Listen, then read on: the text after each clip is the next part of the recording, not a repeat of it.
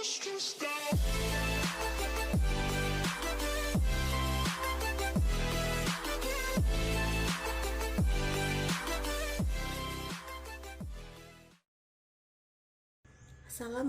warahmatullahi wabarakatuh. Perkenalkan, kami dari kelompok 1 akan mempresentasikan hasil diskusi dari kelompok kami dengan tema konsep pendidikan PAUD.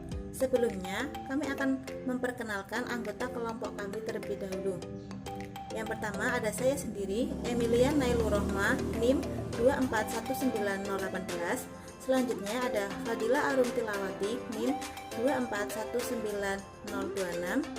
Kemudian ada Laili Putri Utami, NIM 2419041. Dan ada Vina Indah Saputri, NIM 2419087. Konsep dasar pendidikan PAUD. A. Pengertian PAUD. PAUD adalah suatu proses tumbuh kembang anak usia dini dari lahir hingga usia 6 tahun secara menyeluruh yang mencakup aspek fisik dan non-fisik dengan cara memberikan rangsangan terhadap perkembangan jasmani, rohani, akal pikir, serta sosial dan emosional yang baik dan tepat agar anak dapat mengalami pertumbuhan dan perkembangan secara optimal. Nah, di sini saya akan menjelaskan tentang landasan PAUD.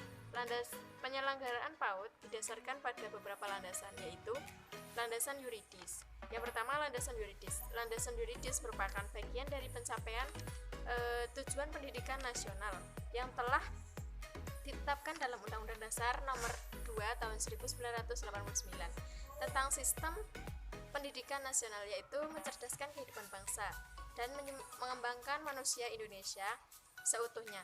Apa maksud dari manusia Indonesia seutuhnya? Yaitu manusia yang beriman, bertakwa kepada Tuhan Yang Maha Esa dan berbudi luhur, memiliki pengetahuan dan keterampilan, kesehatan jasmani dan rohani, kepribadian yang mantap dan mandiri, serta rasa tanggung jawab kemasyarakatan dan kebangsaan. Fungsi dan tujuan dari landasan yuridis yaitu memberikan makna bahwa sehebat apapun potensi perkembangan bangsa ini, tetap berkeinginan untuk melandasinya dengan pilar keimanan dan ketakwaan kepada Tuhan Yang Maha Esa. Ibarat bangunan yang akan dibentuk itu perlu dengan fondasi yang kokoh. Yang kedua, yaitu landasan filosofis dan religius. Landasan ini pada dasarnya berdasarkan nilai-nilai filosofis dan religi yang dipegang oleh lingkungan yang berada di sekitar anak dan agama yang dianutnya. Ketika manusia dilahirkan ke dunia, tidak ada satupun yang sempurna. Mereka dilahirkan dalam keadaan yang tidak sempurna. Mereka butuh bantuan dari orang lain. Pendidikan, aturan, dan kelengkapan hidup lainnya itu memerlukan bantuan orang lain. Yang ketiga, landasan keilmuan dan empiris. Landasan ini pada dasarnya meliputi aspek keilmuan yang menjunjung tinggi kehidupan anak yang terkait dengan pengembangan anak. Anak yang terlahir ke dunia, mereka sudah dibekali struktur akal yang sempurna oleh Allah Subhanahu wa taala. Namun baru bisa mencapai kematangan namun baru bisa mencapai kematangan otaknya setelah terpengaruhi pendidikan dari luar lingkungan. Prinsip PAUD. Terdapat dua prinsip PAUD, yaitu prinsip teoritas dan prinsip praktis. Yang pertama, prinsip teoritas. Terdapat 10 prinsip teoritas yang dikemukakan oleh Tina Bruce dan dikutip oleh Suyadi. Yang pertama, masa kanak-kanak adalah dari kehidupannya secara keseluruhan. Nah, pada masa ini bukan dipersiapkan untuk menghadapi masa yang akan datang, melainkan hanya sebatas optimalisasi potensi secara optimal. Yang kedua, fisik, mental, dan kesehatan sama pentingnya dengan berpikir maupun aspek psikis lainnya. Oleh karena itu, seluruh aspek perkembangan anak merupakan pertimbangan yang sama pentingnya. Yang ketiga, pembelajaran pada anak usia dini melalui kegiatan yang saling berkaitan antara satu dengan yang lainnya, sehingga pola stimulasi perkembangan anak tidak boleh sektoral dan parsial. Yang keempat, meningkatkan motivasi intrinsik dari dalam diri anak, akan menghasilkan inisiatif sendiri yang sangat bernilai bagi anak daripada motivasi ekstrinsik. Dan yang kelima, program pendidikan pada anak usia dini perlu menekan pentingnya sikap disiplin, karena sikap tersebut dapat membentuk watak dan kepribadian anak. Yang keenam, masa peka. Masa ini terjadi pada usia sekitar 0-3 tahun. Nah, pada masa ini ditekankan untuk mempelajari sesuatu pada tahap perkembangan tertentu dan perlu diobservasi lebih detail. Yang ketujuh, tolak ukur pembelajaran PAUD hendaknya bertumpu pada hal-hal atau kegiatan yang telah mampu dikerjakan anak, bukan mengajarkan hal-hal baru kepada anak.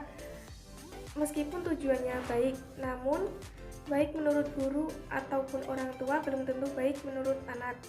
Yang kedelapan, suatu kondisi terbaik terjadi pada diri anak, khususnya pada kondisi yang menunjang. Yang kesembilan, orang-orang sekitar, yaitu orang dewasa. Ketika anak dan orang dewasa berinteraksi, secara otomatis orang dewasa akan menjadi guru bagi anak. Oleh karena itu, orang dewasa merupakan sentral yang paling penting bagi anak. Dan yang terakhir, pada hakikatnya pendidikan anak usia dini merupakan interaksi antara anak, orang dewasa, lingkungan, dan pengetahuan. Yang kedua, prinsip praktis.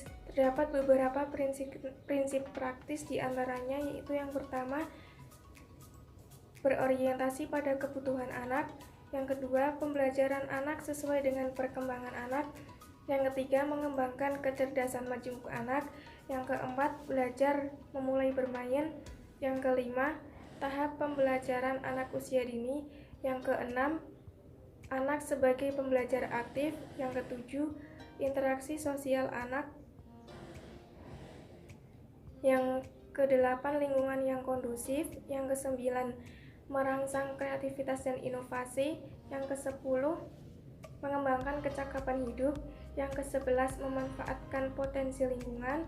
Yang ke-12, pembelajaran sesuai dengan sosial budaya. Dan yang terakhir, stimulasi secara holistik. Pembelajaran holistik interogatif. Yang pertama, pengertian pembelajaran holistik interogatif adalah suatu model pembelajaran anak usia dini yang berpusat pada anak, di mana dalam proses penerapannya dengan cara menstimulasi berbagai aspek perkembangan dari anak secara stimulan dan menyeluruh. Adapun dalam proses pembelajaran holistik ini dengan memanfaatkan dan mengoptimalkan APE atau alat permainan edukatif. Adapun prinsip-prinsip dari proses pembelajaran holistik yaitu yang pertama, berorientasi pada kebutuhan harian. Nah, dalam hal ini guru lebih menekankan pada asesmen harian untuk merancang proses pembelajaran di hari selanjutnya. Terus yang kedua yaitu pembelajaran berpusat pada anak. Dalam hal ini anak lebih berperan aktif dalam proses pembelajaran dan guru sebagai sarana prasarana atau fasilitator. Terus yang ketiga, pembelajaran dilakukan dengan cara bermain. Nah, pada dasarnya untuk pembelajaran anak usia dini memang dilakukan dengan cara bermain sambil belajar maupun sebaliknya. Terus yang keempat yaitu holistik, menyeluruh, dan terpadu. Dalam hal ini proses pembelajaran guru mengajarkan kepada anak usia dini atau peserta didik itu secara menyeluruh, tidak setengah-setengah, dan terpadu atau sudah tersistem dan terperinci. Terus yang kelima, menyediakan lingkungan pembelajaran yang mendukung dan nyaman. Terus yang keenam yaitu merangsang munculnya kreativitas dan inovatif peserta didik. Nah, dalam hal ini guru berperan aktif dalam proses pembelajaran. Misalnya dalam proses pembelajaran pembuatan atau pengolahan sampah-sampah yang sudah tidak digunakan limbah yang tidak digunakan untuk proses pembelajaran yang bisa diperbarui atau diolah kembali. Dengan hal ini dapat memancing atau merangsang kreativitas dari setiap peserta didik. Dan untuk yang terakhir yaitu mengembangkan kecakapan hidup peserta didik. Yang dimaksudkan kecakapan hidup yaitu agar membantu anak dalam proses kehidupan sehari-hari seperti sikap mandiri, disiplin, bersosialisasi, dan bertanggung jawab.